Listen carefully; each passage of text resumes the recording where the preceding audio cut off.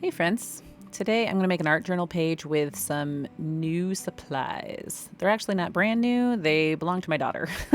Watercolor pens, real brush tip. She got these a few years ago for her birthday. She hasn't used them much, so I thought, oh, I'll try them out. And then I got in trouble with her for not asking. So the moral of the story is always ask people to use their supplies. Anywho, it started out, I was a little concerned. They seemed a little dry. The idea is that the watercolor paint is in the marker already, and it has a brush tip, like a real brush, like a paintbrush type of tip. But I found that really the first one that I used, the red, was the worst. And I just got a little bit of water to get it going. And once it got going, it flowed really nicely. My experiment was just to use all the different colors, so I just put them in rainbow order. I like rainbows. They remind me of God's promise, and they are pleasing to the eye. So if you are the kind of artist who loves to draw or paint like watercolor flowers, I think these markers would be really fun to use for that. So I'd recommend them. Maybe I'll branch out and ask my daughter's permission to use them again and try drawing some flowers.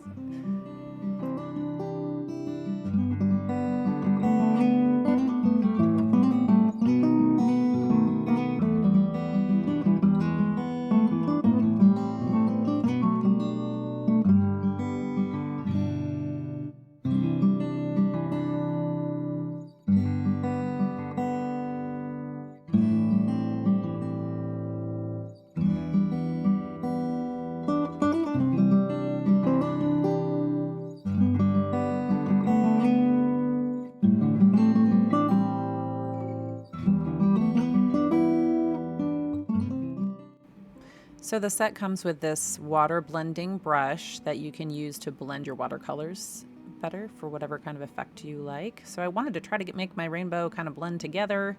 When I did add water, the page curled a little bit, and so as I got deeper there, right there, it started to kind of drip down the side, which, I'm just not going to let it bother me.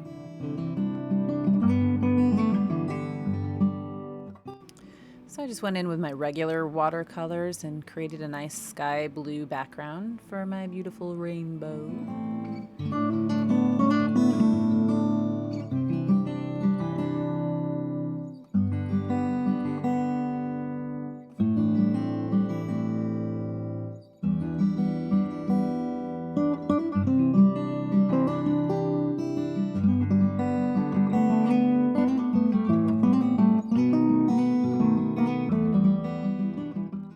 So I like mandalas. I've never made one from scratch before, so I find it easiest just to follow step by step someone's example.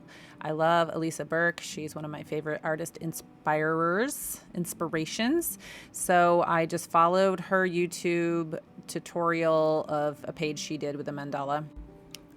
I was thinking about how art inspiration is a lot like the game of telephone that we played when we were little. Remember, one person would start by whispering something into the person next to them's ear, and then they would take what they heard and pass it along down the line. And by the time it got to the end, usually it was sometimes similar, but usually completely different than what the original person started with.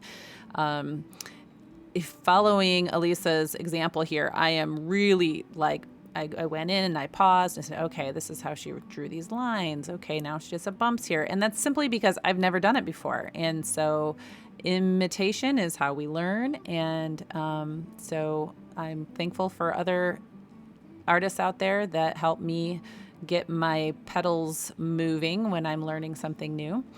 And so it's interesting how now maybe you didn't watch her video, but you're watching mine and you do your own version of what I'm doing. And so on it goes until we all have varying results and our own personal spin.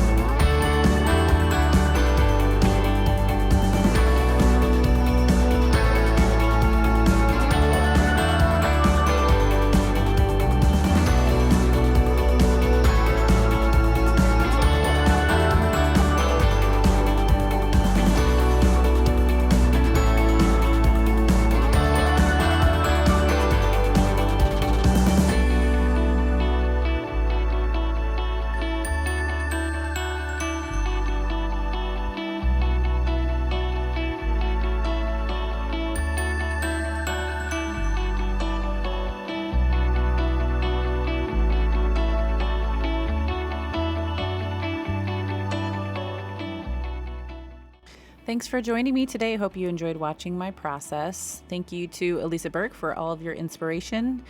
Thank you to my daughter who forgave me for borrowing her pens without permission. And I hope that you go make some art and come back and hang out with me again.